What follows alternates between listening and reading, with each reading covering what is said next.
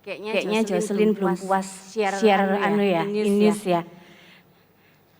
Oke, aku tahu lagi doa, tapi yuk kita doa sekali lagi ya. Tuhan Yesus, terima kasih buat hari ini, terima kasih buat segala yang baik yang sudah kami terima. Dan kalau sebentar kami mau dengarkan firman-Mu, mari Tuhan, Allah Roh Kudus memberikan penerangan buat setiap pikiran kami, hati kami, roh kami Tuhan. Supaya apa yang kami dengar Tuhan, itu boleh kami lakukan, kami mendapat pewahyuan yang baru. Dan Tuhan itu mempengaruhi seluruh tindakan kami. Sehingga Tuhan semakin hari kami boleh menyenangkan Tuhan. Terima kasih Tuhan yang baik, terima kasih hadir dan berbicara buat setiap kami. Dalam nama Yesus kami siap dengar firman. Haleluya. Amin. Oke. Kalau kalian ada yang belum tahu PDL itu tadi apa? Ini aku bawa bukunya. Jadi kita dalam 40 hari ini seperti kata Aldo tadi, kita lagi bahas tentang purpose driven life. Nah, buku ini masih ada. Kalau kalian ada yang mau beli, sekalipun mungkin sudah nggak bisa masuk, nggak bisa join grupnya. Tapi kalau kalian kepingin banget untuk baca, kayaknya kita masih punya stok ya. Oke, kita masih punya stok. Kalian bisa hubungi Marci atau Sensen tadi. Nah, kalian masih bisa ikut. Gak apa-apa, lebih baik terlambat daripada tidak sama sekali, ya kan? Oke. Nah hari ini minggu lalu Cek Christine udah sempat share tentang the journey of a purpose gitu. Nah, disebutkan di sana bahwa setiap kita itu punya tujuan hidup kita masing-masing. Jadi kita diciptakan unik untuk menggenapi setiap tujuan hidup kita. Dan itu berbeda. Satu orang dengan yang lain berbeda. Kalian mungkin kuliah di tempat yang sama, kalian mungkin kuliah mata subjek yang sama gitu ya. Fakultas yang sama, tapi kalian pun memiliki tujuan hidup yang berbeda. Nah, contoh, aku sama Kak Aldo punya tujuan hidup yang berbeda. Meskipun kami sama-sama punya hati buat youth. Ko Yohan juga punya tujuan hidup yang berbeda. Dan kami menjalani tujuan hidup kami secara berbeda. Akhirnya gimana? Akhirnya Kak Aldo jadi full timer, tapi Ko Yohan enggak, aku enggak. Cuma Kak Aldo, kenapa? Karena kalau aku jadi full timer, aku enggak menjalani panggilanku, aku enggak menjalani tujuan hidupku. Tapi aku menjalani tujuan hidupku jadi guru les.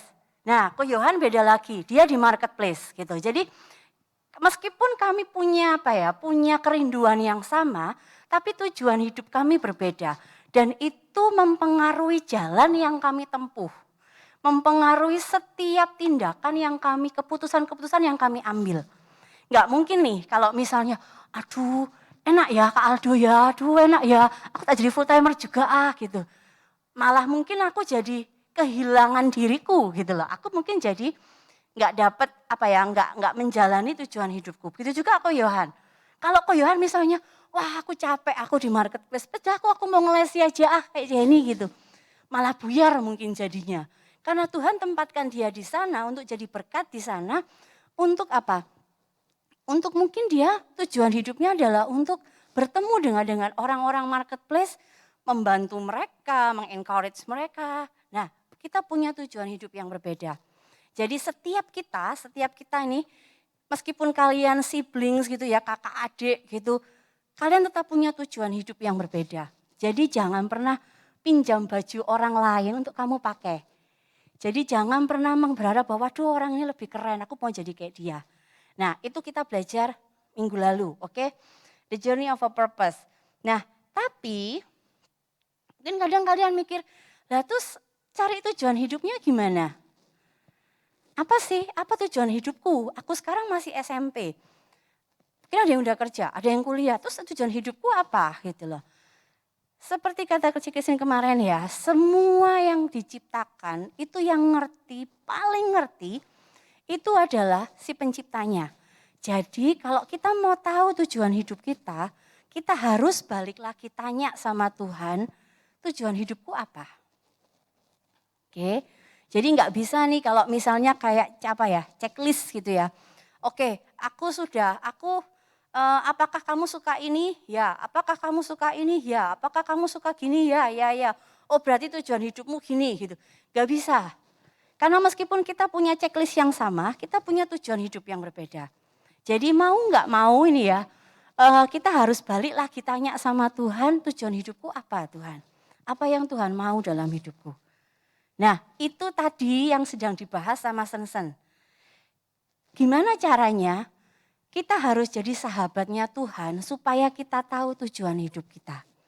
Kita harus dengar, kita harus dapat sendiri gitu ya, apa yang jadi tujuan hidup kita. Kenapa? Karena kalau misalnya kamu diomongin orang, kayaknya tujuan hidupmu ini gitu, dan kamu mengambilnya sebagai kebenaran, dan itu kamu mengambil sebagai, iya ini tujuan hidupku, kamu bisa salah, karena orang bisa salah, tapi Tuhan gak pernah salah. Ya, jadi taruh dalam pikiranmu bahwa tujuan hidup kita yang paling tahu itu Tuhan. Jadi kita harus balik lagi tanya sama Tuhan, tujuan hidupku apa Tuhan? Nah, yang pasti ada dua hal yang mencolok gitu ya. Dua hal yang pasti tentang tujuan hidup kita. Apapun yang kita lakukan, jadi apapun tujuan hidup kita, itu selalu akan berputar dalam dua hal. Yuk kita baca di Matius 22 ayat yang ke-37 sampai ayat yang ke-39. Kalau sudah sampai katakan amin. Oh sudah muncul. Oke, berarti amin. Oke. Ya. Sudah dapat semua? Oke. Aku bacain ya. Matius 22 ayat 37 sampai 39. Jawab Yesus kepadanya, "Kasihilah Tuhan Allahmu dengan segenap hatimu dan dengan segenap jiwamu dan dengan segenap akal budimu. Itulah hukum yang terutama dan yang pertama. Dan hukum yang kedua yang sama dengan itu ialah kasihilah sesamamu manusia seperti dirimu sendiri." Berarti apapun tujuan hidup kita itu pasti akan berputar pada dua hal ini. Menyenangkan Tuhan dan jadi berkat buat orang lain. Sudah pasti itu. Jadi menyenangkan Tuhan dan jadi berkat buat orang lain. Nah hari ini aku akan share tentang 5 hal yang menjadi penghalang untuk kita itu melakukan tujuan hidup kita. 5 hal yang aku kasih judul, bisa balik ke halaman judul. Nah, aku kasih judul 4R 1M. Kalian bakal tahu nanti. Jadi kalau kalian suka apa akronim, ARIM gitu, terserah deh. Pokoknya hari ini aku mau kalian ingat ada 4R 1M, ada 5 hal yang bisa membuat kita itu nggak bisa menjalani panggilan kita, nggak bisa menjalani tujuan hidup kita. Oke, kok akan langsung aja. Yang pertama adalah perasaan bersalah. Jadi perasaan bersalah ini apa? Setiap kita pasti punya pengalaman memutuskan sesuatu yang kita sesali. Benar? Ya kan kadang ada aduh kok aku mutusin gitu ya? Aduh gitu kan. Ada keputusan-keputusan yang mungkin kita itu sesali. Kok ini ya, coba aku milih ini ya. Aduh kenapa ya aku kok milih jurusan ini, ternyata aku nggak bisa. Kenapa aku nggak milih jurusan yang ini ya gitu loh. Ada hal-hal yang mungkin kita sesali di masa lalu. Jadi akhirnya kita itu merasa bersalah, aduh aku nih salah. Kayak gitu.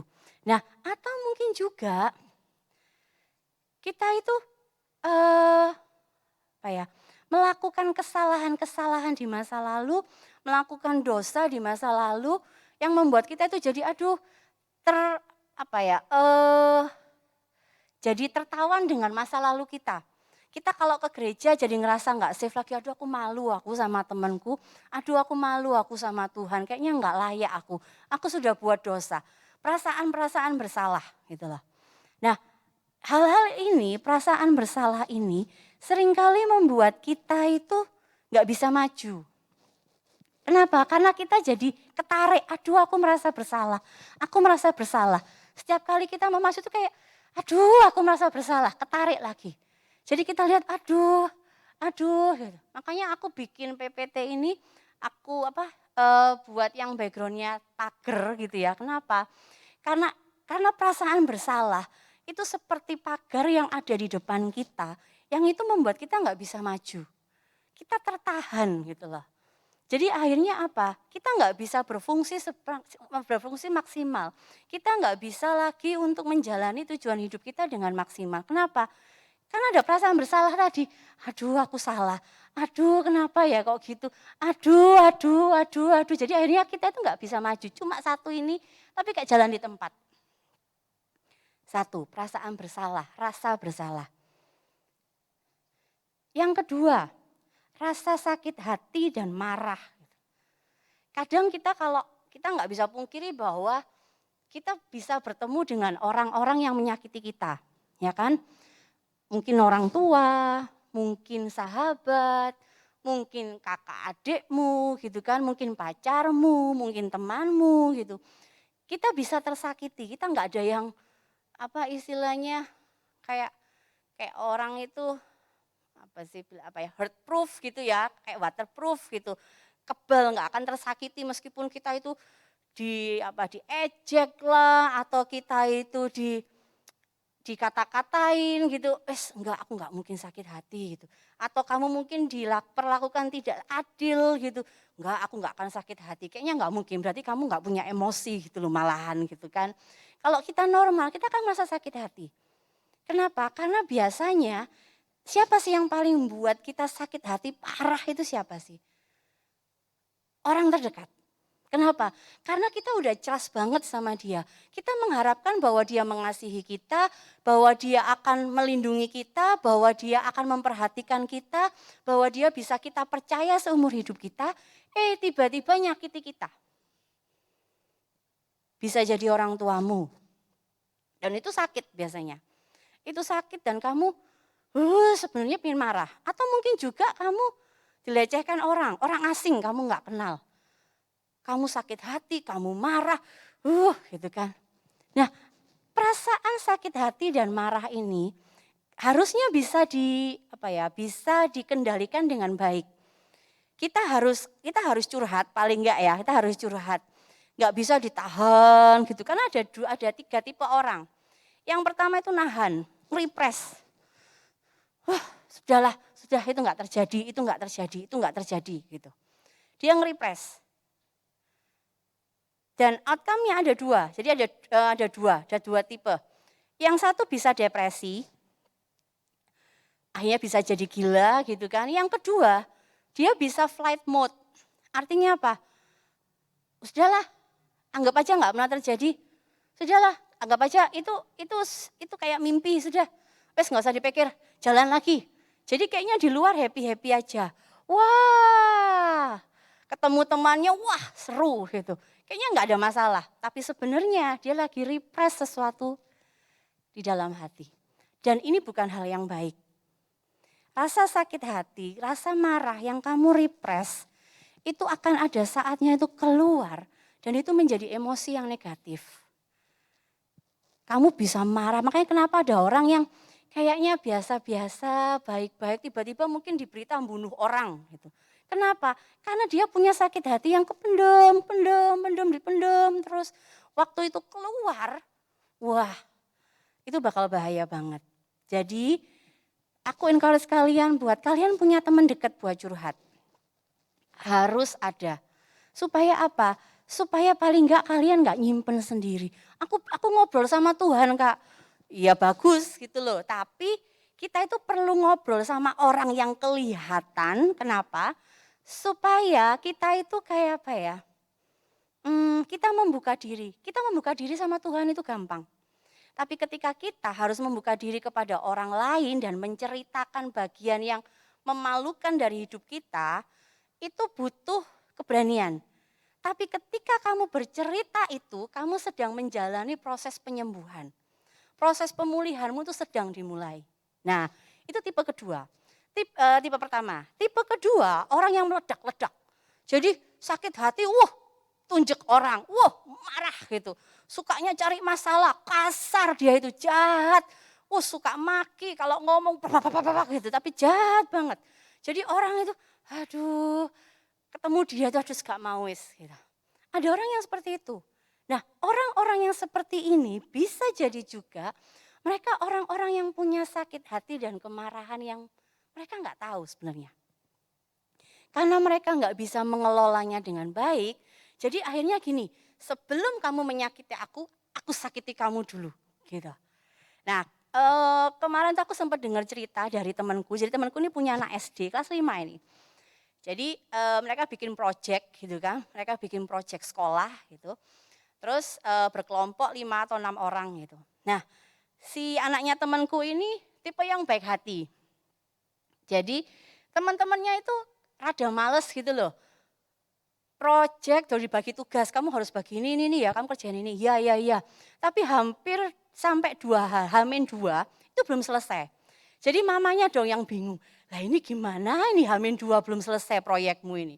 Jadi ditanya, kamu gimana temenmu gitu. Nggak tahu mah ini kok nggak ada yang jawab ya chatku gitu. Ya udah kerjain aja, mamanya tuh encourage gitu, udah kamu kerjain aja gitu. Ya dikerjain sama dia. Nah ternyata mamanya ini cerita ada satu anak gitu ya. Ada satu anak ini yang dia itu marah duluan. Kamu kok nggak ngajak-ngajak kita sih nyelesain, kamu kok kerja sendiri sih? Padahal dia itu sudah dikasih tugas tapi nggak selesai. Sampai Hamin 2, Hamin 1 nggak ada kabar. Begitu dikumpul selesai, dia marah-marah. Loh kamu kok nggak ngajak kita sih, ini kan teamwork gitu kan. Aku denger itu bingung, ya ampun anak kelas 5 ya gitu loh. Dia sudah tahu sebelum dia dimarahi, dia marahin orang dulu. Kamu pernah ketemu orang kayak gitu? Dia cuma apa ya istilahnya gini, kadang itu dia tahu kalau dia salah, tapi supaya dia nggak disalahkan, dia ngeyel duluan. Dia marah dulu gitu. Jadi kamu yang sebenarnya benar malah bingung. Loh aku yang salah tah? Kamu pernah nggak ketemu orang kayak gitu? Loh jadi aku yang salah tah? Kok aku yang kamu marahi sih gitu toh. Nah orang-orang seperti ini itu adalah orang-orang yang punya kemarahan tapi nggak bisa kelola. Dia nggak bisa gimana caranya mengelola kemarahannya dengan baik, sakit hatinya dengan baik. Jadi sebelum dia sakit hati, dia nyakitin orang dulu.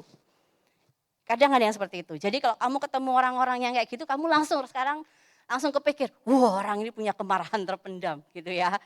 Nah, orang yang ketiga, ini tipe yang bagus. Jadi orang yang ketiga adalah orang yang tahu bagaimana kapan dia harus marah, kapan dia harus diam. Nah ini yang gak gampang, ini yang kita perlu belajar. Ya kan? Seringkali kita itu ada apa ya? Ada budaya yang kita nggak bisa ngomong dengan bebas, kan? Jadi ada yang udahlah nggak usah ngomong, ngalah aja. Atau mungkin kamu sering dengar orang tua, kakak itu harusnya ngalah gitu kan. Ngalah gitu kan, jadi akhirnya kamu keripres. Nah ada waktunya sebenarnya kita bisa mengelola sakit hati kita, gimana? Kayak tadi yang aku bilang, kamu bisa curhat ke temanmu, ya kan? Cari teman yang bisa dipercaya. Jangan semua teman kamu ceritain, malah nanti jadi luar biasa beritamu viral nggak karu-karuan gitu kan. Cari teman yang bisa dipercaya, ngobrol sama dia. Terus kalau kamu nggak punya, ngobrol sama ketua kermu, ngobrol sama kakak-kakak rohani. Pastikan bahwa kamu cerita. Kenapa? Karena kamu nggak mungkin kuat lama-lama nyimpen sakit hati. Kamu punya kemarahan sama seseorang yang kamu simpan nggak bisa, kamu nggak akan kuat. Lalu kamu mulai belajar, gimana sih untuk aku ngomong marah gitu. Untuk aku ngomong, aku kesel gitu. Kita belajar. Dan kita kan bilang susah gitu. Enggak, aku punya murid umur 4 tahun. Dan dia itu kalau ngomong ketidaknyamanannya itu buat aku sangat luar biasa untuk anak umur 4 ya. Jadi kadang dia kalau kepanasan dia bilang gini, Miss, aku kepanasan. Enggak marah, kan ada anak yang aku panas, aduh kipasnya mana gitu kan, ada yang gitu. Tapi dia enggak, Miss aku panas. Sambil dia itu cari kipas gitu. Terus kalau dia capek gitu tuh, Miss aku capek gitu. Dia ngomongnya gitu, Miss aku capek. Terus kalau misalnya dia marah gitu ya, jadi kadang kan aku maksa gitu, kadang dia nggak ngerti-ngerti tapi aku paksa dia buat belajar. Miss, aku nggak ngerti Miss gitu. Jadi dia itu ngomong, jangan marah ya Miss, aku nggak ngerti gitu loh. Jadi kita itu sebenarnya bisa ngomong tentang perasaan kita, tentang sakit hati kita, tentang kemarahan kita, itu dengan cara yang baik. Kalau dulu kita kan dengar yang kata pemberesan gitu ya, kita kan ngomong, aku mau cerita, gitu, biasanya gitu. Jadi aku nggak tahu kalau sekarang gitu ya, cuman dulu kalau aku sama teman-temanku aku bilang gini, misalnya aku sakit, aku marah sama mereka. Aku mau cerita, oh gitu. Aku nih mangkel sama kamu. Loh kenapa? Aku mangkel sama kamu soalnya gini, gini, gini, gini, gini, gini. Aku tahu aku harusnya gini, gini, tapi aku mangkel sama kamu karena kamu giniin aku misalnya gitu. Jadi aku cerita sama dia, aku ngomong, aku marah sama kamu, tapi enggak yang gini, kamu nih ya maunya gitu, enggak. Aku enggak ngomong kayak gitu. Tapi aku ngomong pelan bahwa aku marah sama kamu. Nanti masalah dia terima atau enggak, itu nanti. Tapi kita itu harus ngomongin dengan baik. Nah, kita harus kelola, jadi kita dulu yang harus selesaiin. Selesaiin dulu. Kamu kalau marah sekali sama orang, jangan langsung ngomong hari itu sama dia. Tahan. Kamu kalau dapat WA yang buat kamu jengkel gitu, tahan. Jangan langsung ngomong. Tunggu dulu sampai marahmu itu reda. Baru kamu WA, baru kamu telepon. Kenapa? Karena kalau kamu telepon WA di saat yang sama, kamu bakal meledak-ledak. Dan mungkin kamu akan ngechat, kamu akan ngomong hal yang akan kamu sesali sepanjang hidup. Jadi kita belajar mengelola amarah kita, sakit hati kita dengan baik. Ada Roh Kudus kan, so don't worry, kita pasti dapat pertolongan. Nah, sekarang kalau kita punya sakit hati, kenapa ini jadi berpengaruh menghalangi kita melakukan tujuan hidup kita? Karena ketika kita sakit hati dan marah terhadap seseorang, kita itu jadi sama kayak tadi. Kita digandoli, kaki kita itu digandoli. Gak bisa jalan. Kamu masih ingat dia, kamu masih ingat, aku marah sama dia, aku marah sama dia. Dan seringkali kalau kita belum menang di titik itu, kita akan ketemu orang yang sama, bukan orang yang sama ya, akan ketemu dengan orang dengan tipe yang sama, yang akan menyakiti kita di area yang sama. Kenapa? Karena Tuhan itu mau kita menang, Tuhan mau karakter kita diperbaiki. Jadi kalau kamu belum menang dengan sakit hatimu ini, kamu akan ketemu orang dengan tipe yang sama yang akan menyakiti kamu di area yang sama lagi. Jadi kita harus menang. Gimana kalau nggak menang, nggak apa-apa, belajar lagi, pokoknya belajar lagi. Nah, salah satu hal yang harus kita lakukan ketika kita sakit hati dengan orang lain adalah kita belajar mengampuni. Karena itu ketika kamu mengampuni sebenarnya bukan untuk dia, tapi untuk kita. Untuk membereskan hati kita, untuk ngasih, aku melepaskan pengampunan. Berarti aku tuh sudah, aku nggak marah lagi sama kamu. Nggak langsung harus bisa baikan ya, nggak. Tapi mengampuni itu satu hal. Kamu bilang, Tuhan aku mengampuni dia. Aku memberkati dia. Kalau kamu belum bisa, kamu minta Tuhan aku harus bisa ngampuni, aku harus bisa ngampuni. Kita harus sampai di titik itu. Oke, kenapa? Supaya kita bisa berfungsi maksimal, kita bisa jalani tujuan hidup kita dengan baik. Lalu yang ketiga adalah perasaan takut, rasa takut. Rasa takut ini bisa karena pengalaman traumatis di masa lalu, bisa juga karena kita dibesarkan oleh orang tua yang otoriter gitu kan. Sampai kamu mau ngomong aja, itu nggak berani gitu. Jadi kalau ada diskusi grup gitu, ya apa, gimana kamu? Nah ini berarti ciri-ciri kamu punya rasa takut yang menghalangi kamu untuk kamu maju. Kalau ini kamu kamu pegang gitu, kamu rawat gitu ya, kamu pegang rasa takutmu itu enggak kamu lepas, sampai kamu tua pun kamu akan jadi orang yang penakut. Penakutnya maksudnya gimana? Kamu nggak berani untuk ambil kesempatan. Kamu ragu untuk maju. Kamu nggak bisa untuk, ambil resiko sedikit, enggak. Selalu play safe. Enggak lah, enggak wis, ini kayak gini aja. Ada misalnya gini, kamu ditawarin satu pekerjaan mungkin dengan beban pekerjaan yang lebih banyak.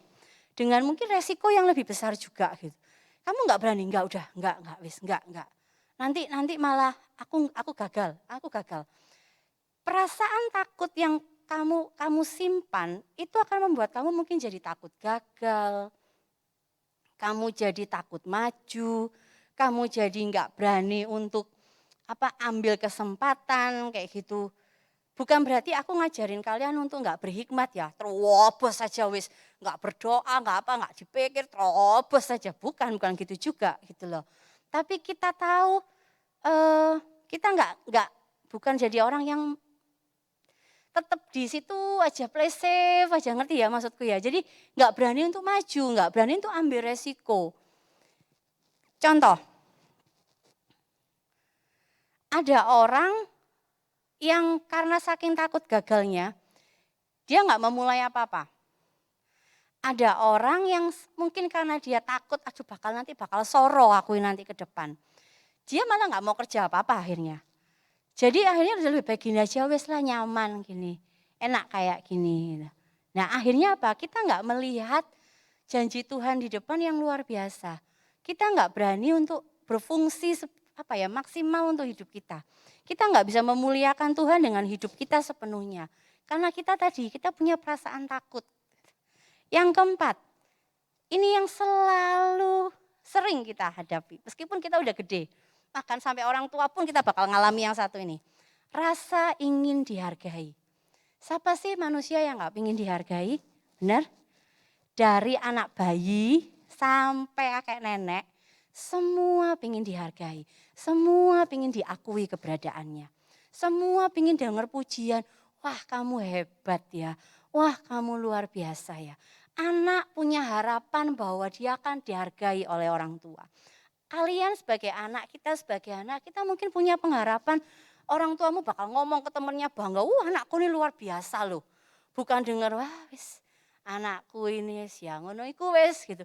Gitu kan langsung gitu kan. Tapi kalau wah anakku ini luar biasa ini kerjanya gini-gini, Setiap kita itu ingin dihargai. Bapak-bapak ingin dihargai oleh anak-anaknya, ingin dihargai oleh istrinya. Anak-anak ingin dihargai oleh orang tuanya, oleh temannya. Semuanya ingin dihargai. Cuman kadang remaja, karena kalian terlalu ingin dihargai oleh temanmu, terlalu ingin diakui dan diterima oleh temanmu, kamu jadi melakukan hal-hal yang mungkin enggak pada tempatnya. Contohnya, kamu itu pintar, sangat pintar.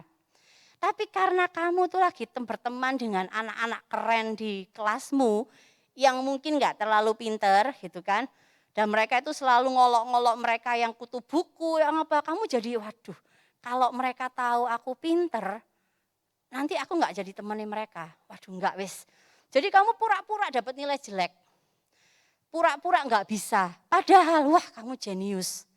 Nah akhirnya apa? Karena kamu sangat ingin diterima oleh temanmu, karena kamu sangat ingin diakui oleh temanmu, kamu jadinya apa? Enggak belajar sungguh-sungguh, kamu enggak sekolah dapat hasil yang baik sesuai dengan kemampuanmu. Ini namanya kamu tidak mengerjakan panggilanmu, tujuan hidupmu dengan baik. Kayak tadi yang Susan bilang, kita enggak memuliakan Tuhan, kita enggak melakukan penyembahan untuk Tuhan. Perasaan ingin dihargai. Matius 6 ayat yang ke-24a. Yuk kita baca yuk. Matius yang ke-6 ayat yang ke-24a. Bunyinya gini, tak seorang pun dapat mengabdi kepada dua Tuhan. Artinya apa? Kita enggak bisa nyenengin Tuhan sama nyenengin manusia. Kita enggak bisa nyenengin Tuhan sama nyenengin teman kita. Enggak bisa.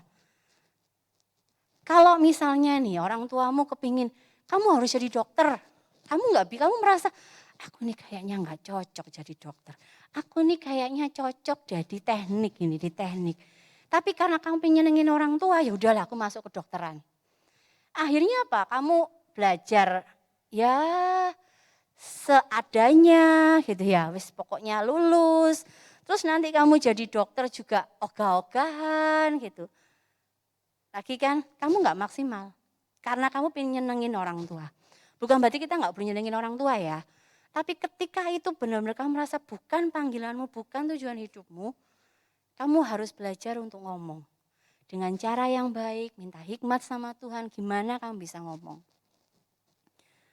Itu. Jadi kita hanya punya satu Tuhan, Tuhan kita. Kita hanya melakukan tujuan hidup yang Tuhan beri dalam hidup kita. Jadi makanya kamu harus dekat sama Tuhan supaya nggak salah.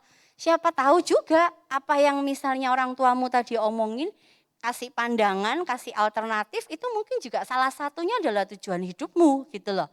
Tapi karena kamu sudah enggak, aku enggak mau dengerin orang tua, wes enggak juga gitu. Jadi makanya kita perlu berdekat sama Tuhan supaya kita tahu apa yang Tuhan mau. Oke. Yang kelima, yang terakhir, hal terakhir yang menghalangi kita untuk melakukan tujuan hidup kita adalah materialisme. Waktu kita pertama kali mau bikin PDL ini, aku ngobrol sama Kak Aldo. Sebenarnya kita mau ngomongin tujuan hidup kayak apa sih, Doh? Gitu toh, aku gitu. Ben kita sogeh gitu tah, gitu toh. Terus Kak Aldo bilang, "Yo enggak, yo ngawur." gitu. Terus apa yo? Ya bukan gitu loh. Terus ya oke, aku ngerti maksudnya, tapi apa ya, gimana caranya ya? Terus waktu baca buku ini kan ada satu yang membuat ini materialisme gitu. Kenapa? Kadang kita itu kadang kita bekerja, kita nggak bisa mungkiri ya. Kita bekerja karena kita ingin dapat duit banyak. Benar? Kenapa kita ingin dapat duit banyak? Supaya kita bisa beli banyak barang. Mungkin yang mau merit sudah mulai mikir, aku harus kerja, nabung supaya punya rumah. Wah, aku harus kerja supaya aku bisa beli mobil. Tujuannya itu kerja supaya kaya, supaya bisa beli barang. Mungkin ada yang malah lebih ekstrim. Aku harus punya uang 20 juta buat beli tas LV misalnya gitu. Itu lebih ekstrim lagi, tapi itu ada. Bahkan ada anak-anak SMA itu menjual diri hanya supaya bisa apa? Bisa beli iPhone terbaru. Ada orang-orang yang mereka benar-benar kerja keras supaya apa? Supaya mereka bisa menyenangkan diri mereka, membeli apa yang mereka mau. Apalagi sekarang ya banyak crazy rich gitu kan di IG. Kadang kita stres jadi lihatnya. Waduh, umur 20 udah punya perusahaan sendiri.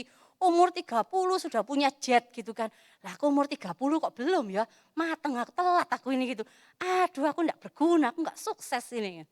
Gambaran sukses yang diberikan oleh lingkungan itu seringkali membuat kita itu under pressure. Jadi beberapa gambarannya adalah kamu harus punya rumah, kamu harus punya mobil, bajumu harus satu truk gitu. Semuanya branded, baru orang akan bilang, wah sukses ya kamu ya. Kalau itu hitungannya sukses, guru-guru di pedalaman, itu kita akan bilang sangat gagal. Tapi apa kita setuju untuk bilang mereka adalah orang-orang yang gagal? Pasti enggak. Kalau kita lihat perjuangan mereka gitu ya, kadang harus nerjang sungai buat nyampe ke sekolah, jemputi anak-anak gitu kan. Gaji cuma 300.000 per bulan, itu pun kadang diberikan setelah 5 bulan gitu. Belum lagi ada potongan A, potongan B, jadi kadang dia terima itu cuma sedikit. Sekarang aku tanya, kamu bisa hidup dengan 300.000 per bulan? Mungkin kalau kamu di sekolah masih bisa. Tapi kalau kamu sudah mulai kuliah, kamu kos, kamu tahu sendiri kan biaya hidup. Apalagi kamu udah mulai kerja, tambah nggak bisa beli bensin, uang makan gitu kan. Waduh wis lewat wis. Apalagi kamu sudah punya keluarga, tambah lewat lagi 300.000 tuh kayak seret, hilang. Nah makanya kita itu jadi kayak, waduh aku pingin banget gitu. Nah ini seringkali membuat kita itu jadi kehilangan fokus. Karena kita lihat teman kita lihat banyak IG orang-orang berhasil, kita itu jadi kepingin seperti mereka, akhirnya melakukan yang mereka lakukan, sampai akhirnya kita itu nggak melakukan yang harusnya kita lakukan. Dan itu membuat kita jauh dari tujuan hidup kita. Aku nggak bisa pungkiri bahwa kita senang dengan barang-barang mewah, dengan kamu pingin misalnya kamu pingin HP terbaru, kamu bisa langsung beli, itu kesenangan. Tapi apakah itu menyenangkan Tuhan? Apakah Tuhan akan tanya, HP terbarumu apa? Apakah Tuhan akan tanya, kamu sudah punya mobil? Apakah Tuhan akan tanya, berapa baju brandedmu? Enggak, Tuhan enggak akan tanya. Kenapa? Semua hal-hal itu tadi, kekayaan gitu kan, harta-harta benda tadi yang kita inginkan, itu bisa hilang, itu bisa habis, itu bisa lenyap seketika. Itu enggak kekal. Jadi kenapa kita harus mengejar hal-hal itu, sementara ada hal lain yang sangat Tuhan inginkan. Nah, kelima hal ini, itu bisa terjadi, mungkin cuma salah satu terjadi dalam hidup kita. Tapi bisa juga ini gantian. Kayak kemarin aku share di grupku PDL gitu ya. Aku bilang kayaknya yang sering banget itu rasa ingin dihargai dan materialisme. Gimana gitu kalau misalnya, wah keren ya, aku ya juga kepingin ya gitu. Kayak kapan hari teman-teman satu kerku tuh lagi ngomongin nabung. Tapi nabungnya itu kepingin dalam bentuk emas gitu kan. Jadi kita itu ngayal, kayaknya enak ya kalau kita itu dapat punya tabungannya itu bukan jumlah uang buku tabungan, tapi emas batangan gitu. Wah keren kan? Apalagi kalau kamu lihat temanmu ngumpulin, wah 5 kilo emas gitu. Wah kerjaanmu apa? Pasti kamu akan tanya gitu langsung, kerjaanmu apa kok enak? Nah kita akhirnya apa? Keseret. Kita lupa dengan fokusnya kita. Terus akhirnya karena kita kepingin banget dihargai sama orang tua.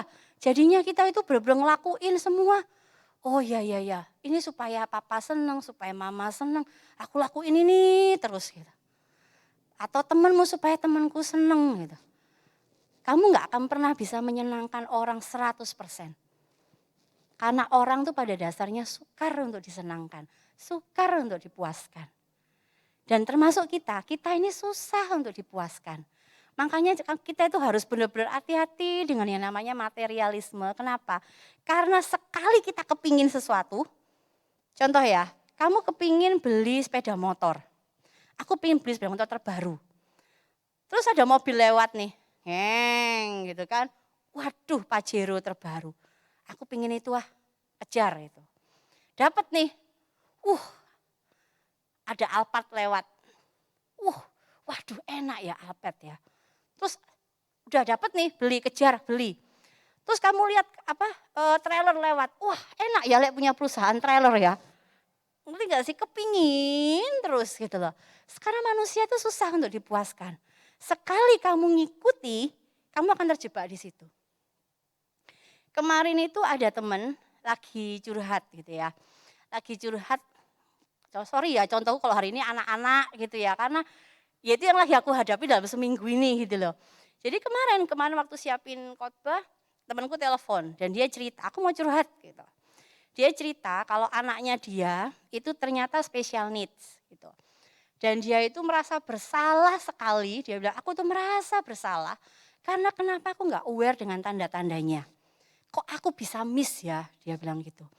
Coba aku tahu itu dari dia sebelum umur setahun, waduh mungkin aku beda. Sekarang udah mau 2 tahun ini, sudah 2 tahun ini gitu toh. Terus aku tuh ya jadi baca-baca tentang special needs gini. Aduh aku kok jadi takut ya, ada tulisannya anak ini enggak bisa jalan, anak ini enggak bisa mandiri, aku kok takut ya jadinya dia itu gitu. Saya tuh sampai teng gitu, ya ampun rasa bersalah, rasa takut. Situasi ini membuat dia jadi akhirnya merasa bersalah. Terus aku bilang sama dia, anakmu ada progres enggak? Ada, oke. Anakmu bisa berapa huruf sekarang? Aku bilang gitu. Anakmu bisa berapa huruf? Oh ini bisa, oke. Tulisan kamu bisa, anakmu ini bisa berapa huruf? Kamu lihat bulan depan, ada progres enggak? Gitu. Oh iya. Kalau kita hanya terpaku pada perasaan bersalah, setiap kali aku bilang kalau kamu perasaan bersalah, setiap kali kamu lihat anak itu, kamu akan merasa, aduh salah aku. Kamu jadi akhirnya nggak bisa lakukan sesuatu untuk anak ini. Sama ketika dia bilang aku takut, dia punya bayangan yang jelek tentang masa depannya anak ini. Kalau dia pegang ketakutannya, dia cuma akan lihat anak ini sudah percuma, nggak ada harapan. Benar? Kita pun kayak gitu. Karena saking bersalahnya kita jadi ngerasa aduh, ketahan. Dan kita takut, kita jadi nggak berani, aduh aku nggak punya masa depan. Wes percuma aku lakukan ini, wes nggak ada harapan. Tapi waktu aku bilang, kamu lihat progresnya, kamu lihat yang baik dari dia, jangan yang kelemahannya. Terus dia bilang, iya dia progres ini, dia progres ini. Nah kan, sudah kamu salah ya sudah lah, kamu nggak ngerti. Ampuni dirimu gitu loh, aku bilang ampuni dirimu. Karena kamu ya nggak ngerti gitu. Kalau kamu ngerti ya, kalau kamu perfect itu namanya Tuhan bukan manusia. Aku gitu. Sekarang kamu juga nggak boleh takut karena kita juga punya Tuhan yang besar. Tuhan yang bisa buat mujizat. Jadi kamu ya jangan takut, aku bilang gitu. Oh iya. Jadi kita itu seringkali bisa, kenapa aku bilang takut perasaan bersalah itu bisa menghambatmu karena seperti itu. Beda lagi sama ceritanya temanku yang satu lagi. Dia dari SMA, jadi aku lupa SMP kayaknya, dia itu sempat bergaul sama anak-anak yang salah. Sama anak-anak yang salah, jadi dia juga sempat istilahnya itu sempat di abuse gitu sama temennya, hampir aja, dia ini cewek, hampir aja, tapi itu jadi trauma buat dia. Dia jadi inget banget, jadi dia tuh sampai akhirnya kalau lihat orang itu jadi tidak takut gitu. Nah, tapi ketika dia percaya Yesus, dia waktu SMA itu dia benar-benar merasain panggilan yang kuat, aku harus bikin persekutuan doa di sekolahku, dia gitu. Sementara sekolahnya dia itu sekolah negeri, jadi nggak gampang. Dan belum ada persekutuan doa Kristen. Jadi yang dilakukan sama dia, itu dia sama teman-temannya, beberapa temannya yang juga punya hati yang sama, mereka itu tiap hari berdoa pagi di kelas. Mereka berdoa pagi sebelum teman-temannya datang gitu ya, penyembahan gitu. Terus selesai. Itu berjalan terus, kayak nggak ada harapan ya, biasa berjalan gitu. Sampai satu waktu ada satu acara di sekolah itu, yang tiba-tiba tuh kayak banyak anak, somehow itu banyak anak kesurupan gitu loh. Jadi dia sama teman-temannya satu kelompok ini, mereka yang pelepasan. Anak SMA loh ya, mereka yang pelepasan. Dan sejak saat itu banyak anak-anak itu, teman-temannya dia itu mau gabung ke grupnya dia, mau ikut praise and worship, mau ikut persekutuan doanya, dan itu akhirnya berkembang. Dan ketika dia dewasa gitu ya, dia akhirnya merasakan bahwa ini tujuan hidupku. Untuk benar-benar aku full time di ladangnya Tuhan, dia bilang gitu. Jadi dia mulai sekolah Alkitab, bahkan sekarang dia itu jadi gembala, dengan suaminya jadi gembala di salah satu gereja. Dan dia concern banget dengan anak-anak muda. Nah, ini yang aku bilang menjalani tujuan hidupnya. Semua kita punya perasaan bersalah kayak dia. Dia pasti punya perasaan bersalah karena sempat bergaul dengan orang-orang yang salah. Dia punya perasaan takut, dia punya perasaan traumatik gitu kan. Tapi itu enggak membuat dia jadi stuck dan dia enggak mau maju. Dia lawan traumanya, dia jalan, dia bilang Tuhan kasih kairos, kasih anugerah supaya aku bisa lepas. Supaya aku bisa berfungsi dengan normal. Dan dia bisa. Jadi enggak ada yang mustahil untuk Tuhan itu melakukan sesuatu yang baik dalam hidup kita. Sekalipun kita itu mungkin sudah kita itu sudah jauh dari Tuhan, sudah enggak nyenengin Tuhan di masa lalu. Itu masa lalu, minta ampun. Tapi biarkan itu jadi sejarahmu. Aku enggak minta kalian, aku sering kali bilang gini, aku enggak senang sebut masa lalu, aku lebih senang bilang sejarah. Kenapa? Kalau masa lalu itu seperti sesuatu yang sudah berlalu, jangan ditinggal, sudah enggak usah dilihat gitu kan. Memang benar, tetapi bagaimanapun juga ada pelajaran di masa lalu itu.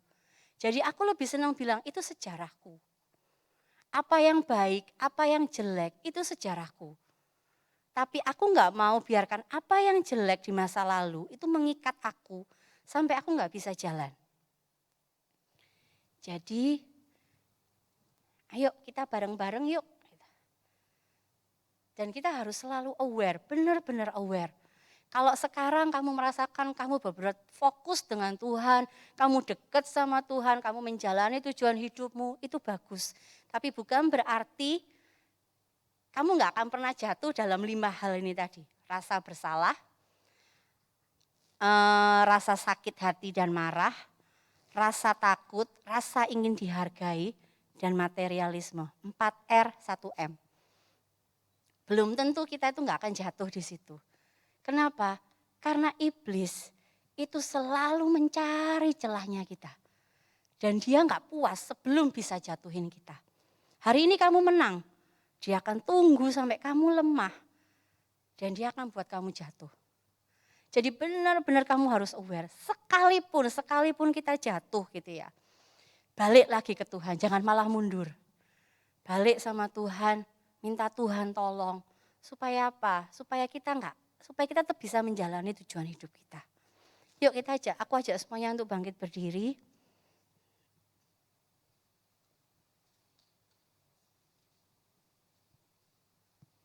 Kita akan nyanyikan lagi lagu tadi, No Other Name. Kita hari ini mau fokus sama Tuhan, cuma nama Yesus. Nama Yesus, nama yang paling indah, nama yang memberi pengharapan, nama yang berharga, nama yang di dalamnya ada segala hal yang kita perlu. No other name, just Jesus, oke? Yuk kita sama-sama pujian ini.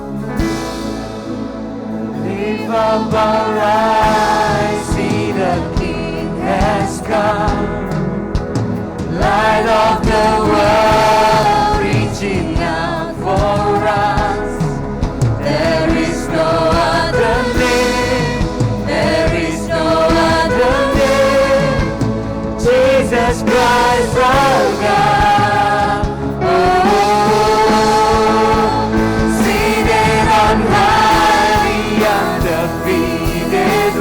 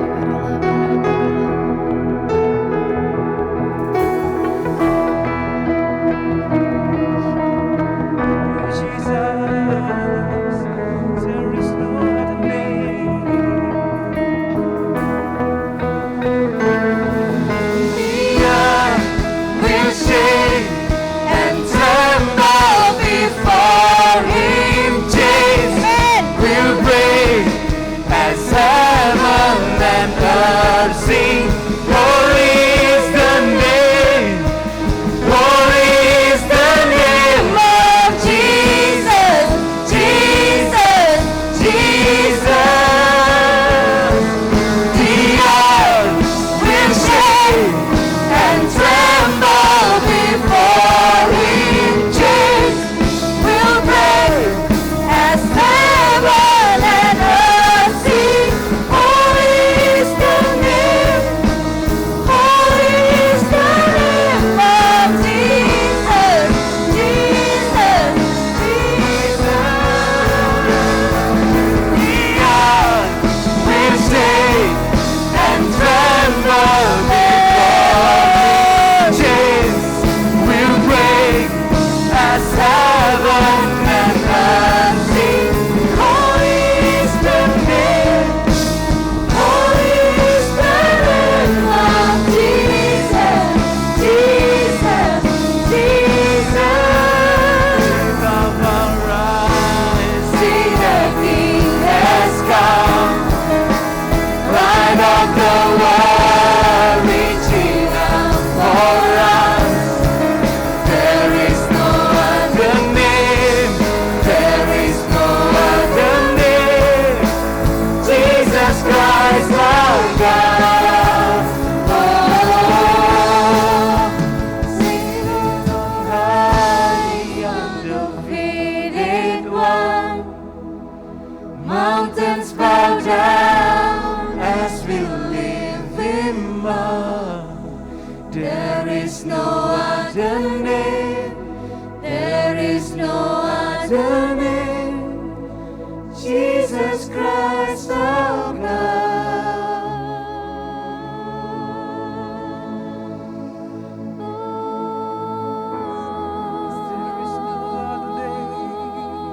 There is no other name.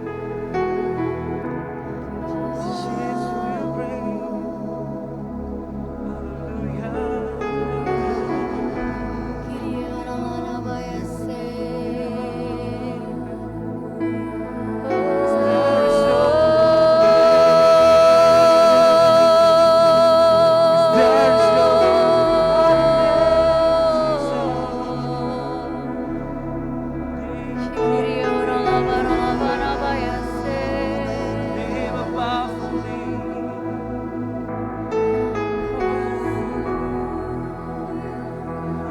Lagu ini tadi katakan bahwa the chain will break. Tidak ada satu rantai, tidak ada satu halangan yang membuat kita nggak bisa bergerak. Apa yang jadi masalahmu saat ini? Rasa bersalah, kamu punya penyesalan yang sangat dalam akan masa lalumu. Kamu menyesal akan dosa-dosamu, kamu mungkin merasa kamu nggak bisa berubah, kamu mungkin merasa kamu nggak akan punya harapan lagi karena sudah terlanjur kamu berbuat dosa. Atau kamu punya banyak keputusan yang kamu sesali sampai kamu nggak tahu gimana caranya kamu harus berbalik menemukan jalan yang benar lagi. Atau kamu punya rasa takut, perasaan takut karena kamu pernah disakiti. Kamu mungkin jadi gak percaya lagi sama orang, kamu jadi gak tahu lagi gimana harus merespon. Kamu takut bahwa percuma mungkin, aku akan ngalami hal yang sama. Perasaan takut yang membuat kamu jadi terikat ke belakang. Atau perasaan sakit hati, kamu punya masalah-masalah sakit hati yang belum selesai. Kamu punya kemarahan yang belum selesai. Dan itu cuma kamu bisa repress, dan kamu berharap semua itu cuma mimpi. Enggak, kok ini cuma mimpi.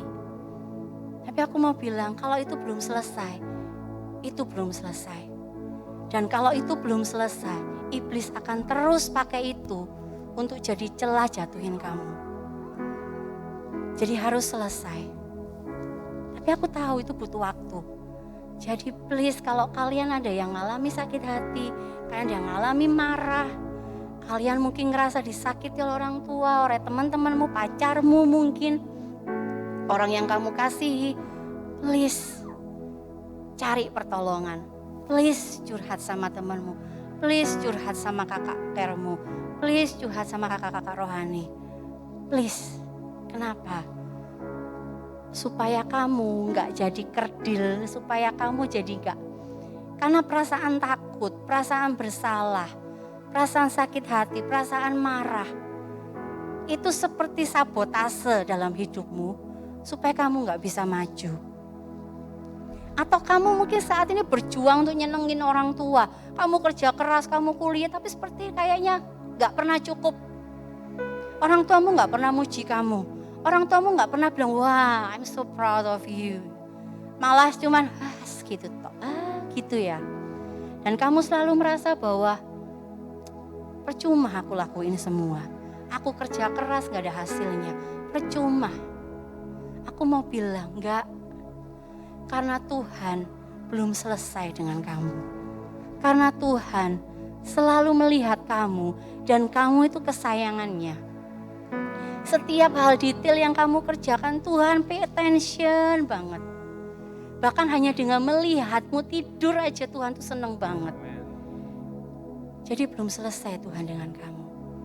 Kalau kamu mungkin selama ini, kamu kerja, kamu kuliah, kamu sekolah, hanya supaya kamu punya masa depan, kamu punya uang yang banyak, kamu pengen beli-beli gitu kan. Dan itu benar-benar consume dirimu. Kamu itu benar-benar mempengaruhi dirimu, mempengaruhi semua tindakanmu. Yuk kita bertobat bareng. Karena aku tahu gak cuman kamu kok yang sedang struggle. Mungkin hampir semua kita yang struggle. Dengan level yang berbeda. Yuk kita bertobat bareng-bareng. Kalau kalian ngerasa bahwa 5 hal ini kalian alami, atau mungkin cuma salah satu, yuk kita angkat tangan bareng yuk, kita minta Tuhan tolong. Karena aku kepingin banget, sama seperti aku kepingin, aku menggenapi tujuan hidupku. Dan ketika aku pulang ke surga, Tuhan happy dan Tuhan bilang, good job Henny, good job, well done. Aku juga pingin Tuhan ngomong kayak gitu sama kalian. Aku juga pingin kalian bisa nemuin tujuan hidup kalian. Kalian kerjain itu dengan sungguh-sungguh. Dan kalian jadi berkat. Kalian nyenengin Tuhan. Yuk sama-sama kita angkat tangan dan kita mau bilang, makasih Tuhan. Tuhan, kami bersyukur menjadi pribadi seperti saat ini yang sudah Tuhan ciptakan. Kami bersyukur buat setiap keluarga yang kami miliki. Karena kami tahu semuanya itu Tuhan pakai untuk melatih kami. Untuk kami bisa menjalani tujuan hidup kami. Kami bersyukur buat setiap talenta. Kami bersyukur buat setiap karunia yang kami punya. Kami bersyukur buat setiap pengalaman-pengalaman yang Tuhan izinkan. Pengalaman yang baik, pengalaman yang menyenangkan. Bahkan pengalaman yang menyakitkan sekalipun Tuhan, kami bersyukur buat itu. Karena kami tahu itu memproses kami menjadi pribadi yang menyenangkan hati Tuhan. Tuhan, Engkau ya Allah yang menyelidik setiap hati kami. Dan Engkau tahu persis bahwa kami ingin menyenangkan Tuhan. Kerinduan kami menyenangkan Tuhan. Karena itu Tuhan, mari pimpin kami.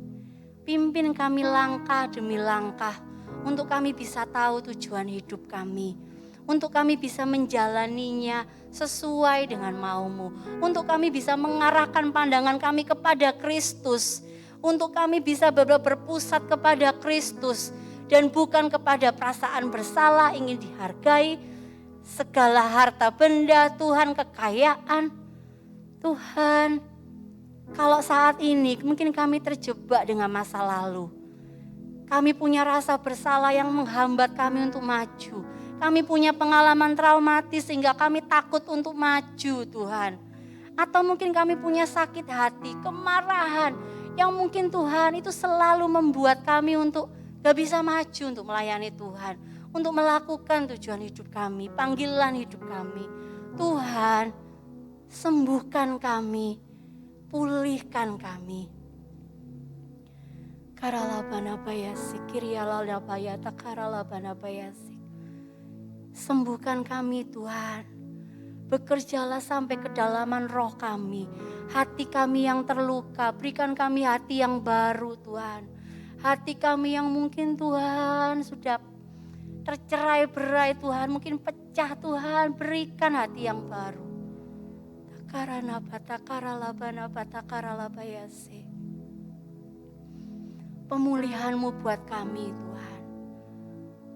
Kesembuhan kami dari Engkau.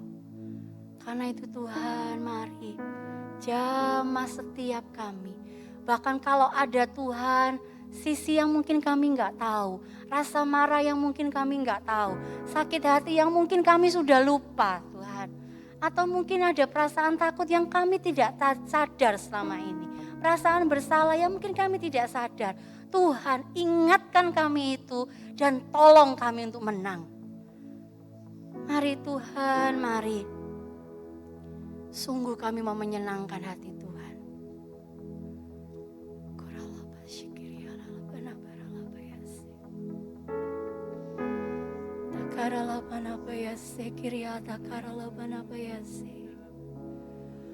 Hai nalakamu asatakara ya takara ya nalabayase. Hanyana kahana tukura batakare ya nakara ya labayase. Lahaina mahuma ya sere takara takare ya se. Klupa haini nakamaya natakura bayasa. Karata nalabahura batakara labaya naralabayase. Nahana batasandara takulaya takara laya banabayase. Havialahu nabayasai lahana takara nabayase.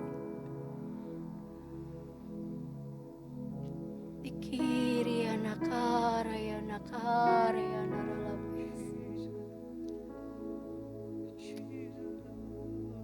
Berkaryalah lebih Tuhan dalam hidup kami. Karena kami adalah anak Tuhan. Orang-orang yang sudah luar biasa yang diciptakan oleh Tuhan. Dan kami tahu Tuhan, kami akan membawa banyak jiwa buat Engkau. Kami akan memenangkan banyak jiwa buat Engkau. Kami jadi berkat buat banyak orang. Kami membawa kebebasan buat orang lain. Kami membawa kelegaan buat orang lain. Kami memberi pertolongan kepada orang lain. Kami memberikan jalan keluar buat orang lain. Karena kami punya Yesus dalam hidup kami. Hayalana bahuma ya takarana labayas. Kiara labana bayas takara labayas. Makasih Tuhan. Berkaryalah terus Tuhan dalam hidup kami. Berkaryalah terus dalam hidup kami Tuhan.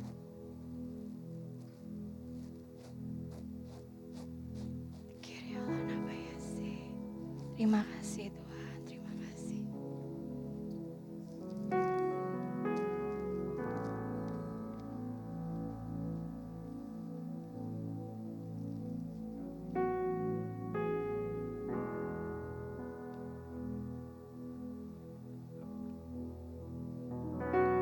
Terima kasih Tuhan.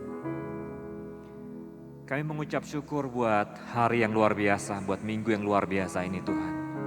Terima kasih buat firman Tuhan yang telah disampaikan. Biarkan itu menjadi pengingat buat setiap kami Tuhan yang hadir.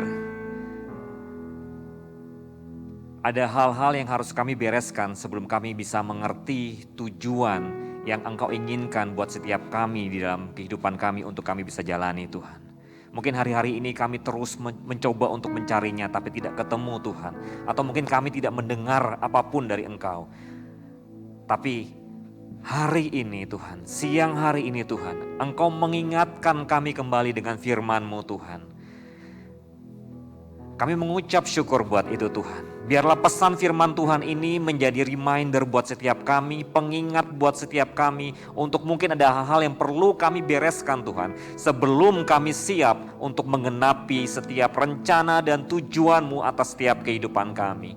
Kami mengucap syukur dan terima kasih Tuhan buat hamba-Mu yang Kau pakai luar biasa, Ceheni Tuhan, yang menyampaikan kebenaran firman-Mu.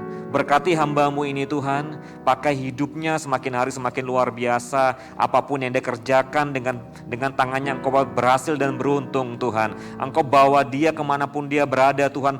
terus menjadi berkat Tuhan. Bahkan setiap apapun yang dia lakukan di dalam hidupnya Tuhan dan kerinduan hatinya Tuhan, Engkau pasti akan menjawabnya. Kami mengucap syukur Tuhan buat kebenaran firman-Mu. Dan saat ini juga kami berdoa Tuhan buat setiap teman-teman kami yang sudah mengambil bagian di dalam pelayanan Tuhan. Berkati satu persatu dari depan Tuhan, dari perparkiran mungkin Tuhan, registrasi Tuhan, dari usher, dari GA Tuhan, dari PIC, dari yang sound Tuhan, lighting Tuhan, bahkan multimedia juga Tuhan, Engkau berkati satu persatu. WL, singer, pemain musik Tuhan, Engkau berkati kami semua. Kami percaya sungguh Tuhan, setiap kami yang mengambil bagian di dalam pelayanan ini, semakin hari Engkau semakin berkati dan Engkau lihat setiap kerinduan hati kami. Bahkan juga menyiapkan ruangan ini Engkau berkati Tuhan. Terima kasih Tuhan, kami mengucap syukur buat hari Minggu yang diberkati ini. Dan kami percaya bahwa kami pulang tidak akan sama seperti kami datang. Setiap kami jemaat-jemaat-Mu yang hadir, anak-anak muda yang hadir tempat ini Tuhan, Engkau pasti berkati. Kembalikan kami ke tempat di mana kami berada Tuhan, di sekolah kami, di lingkungan pekerjaan kami, di kampus kami, di tengah-tengah keluarga kami. Biarkan kami terus menjadi berkat dan membawa terang-Mu dimanapun kami berada. Kami mengucap syukur buat hari ini. Terima kasih Tuhan Yesus, terima kasih. Mari teman-teman semua angkat kedua belah tanganmu dan terimalah berkat yang daripada Tuhan. Oleh sebab itu saudaraku, pulanglah dengan berkat yang daripada Allah Bapa, cinta dan kasih daripada Allah Sang Putra, perlindungan, penyertaan, damai sejahtera, sukacita daripada Allah Roh Kudus menyertai kita semua. Dari hari ini sampai Maranatha, Tuhan datang kali yang kedua. Berkat mana kami terima hanya di dalam satu nama saja. Sebutkan nama Tuhan Yesus Kristus. Dan setiap kita yang percaya dan pasti diberkati, sama-sama kita katakan amin. Tuhan Yesus memberkati. Silakan duduk teman-teman semua. Tadi kalau ada teman-teman baru yang saya sebutkan, Erika, ya kan, Tresia, terus ada Brian, Lukas.